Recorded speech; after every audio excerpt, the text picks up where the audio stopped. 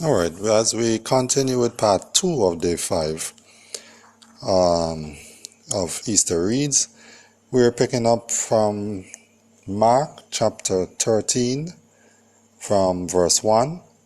In part 1 we saw Jesus's discourse with the chief priests, the Sadducees, the Pharisees, where he's been grilled with a bunch of questions and he had responses to all of them.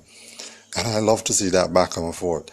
And let's see what happens in chapter 13. So Mark chapter 13 from verse 1. Then as he went out of the temple, one of his disciples said to him, "Teacher, see what manner of stones and what buildings are here?" And Jesus answered and said to him, "Do you see these great buildings? Not one stone shall be left upon another that shall not be thrown down."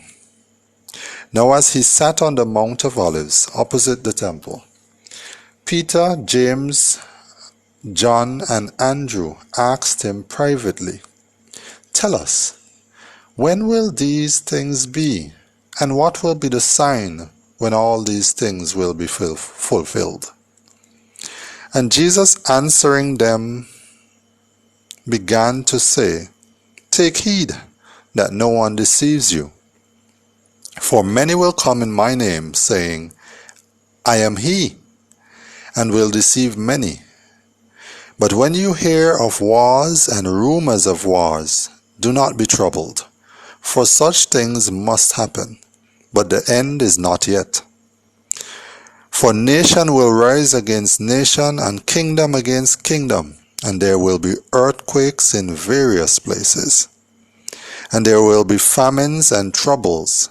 These are the beginnings of sorrows.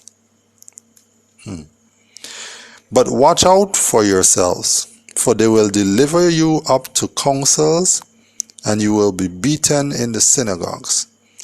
You will be brought before rulers and kings for my sake, for a testimony to them. And the gospel must first be preached to all nations. But when they arrest you and deliver you up, do not worry beforehand, or premeditate what you will speak. But whatever is given to you in that hour, speak that. For it is not you who speak, but the Holy Spirit. Now brother will betray brother to death, and father his child, and children will rise up against parents and cause them to be put to death.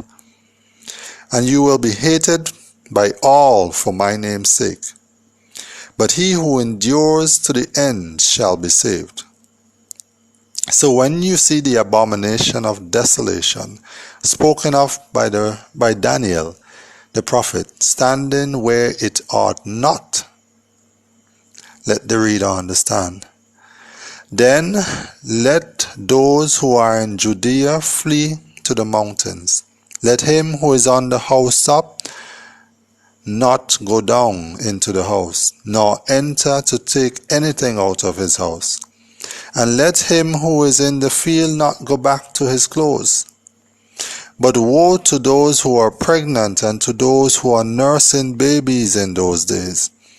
And pray that your flight may not be in winter.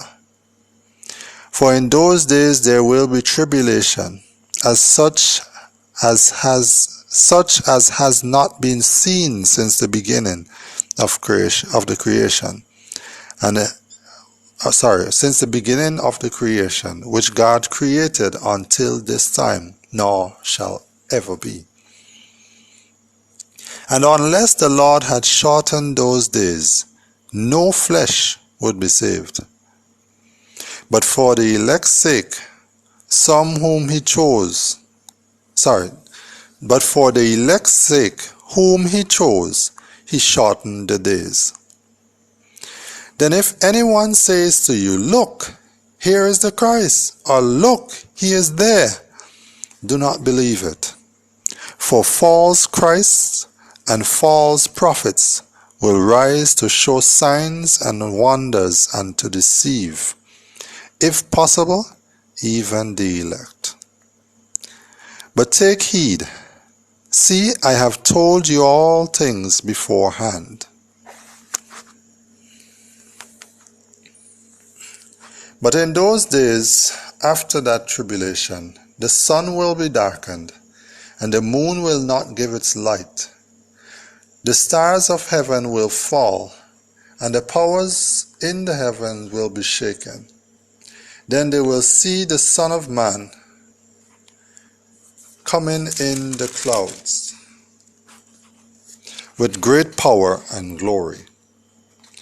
Then he will send his angels and gather together his elect from the four winds, from the farthest part of the earth to the farthest part of the heavens.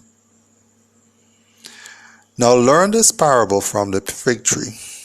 When its branch has already become tender and puts forth leaves, you know that summer is near. So you also, when you see these things happening, know that it is near, at the doors. Assuredly, I say to you, this generation will by no means pass away till all things take place. All these things take place. Heaven and earth will pass away, but my words will by no means pass. But of that day and hour no one knows, not even the angels in heaven, nor the Son, but only the Father. Take heed, watch, and pray, for you do not know when the time is. It is like a man going to a far country, who left his house and gave authority to his servants and to each his work, and commanded the doorkeeper to watch. Watch therefore, for you do not know when the master of the house is coming, in the evening, at midnight, at the crowing of the rooster, or in the morning, lest coming suddenly he find you sleeping. And what I say to you? I say to you all, watch. Chilling words those. I'll stop here for the second part of day 5, the discourse on the Mount of Olives. These are some things that make you think, especially with what is going on in the world right now with the COVID-19 virus. It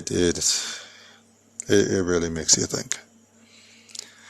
And like we are being advised here, we really should be watching, we should be aware, and we should not be caught off guard, because the signs are there. You don't even have to look very far to find the signs. The signs are there. So this passage ended and said, and what I say to you all, watch.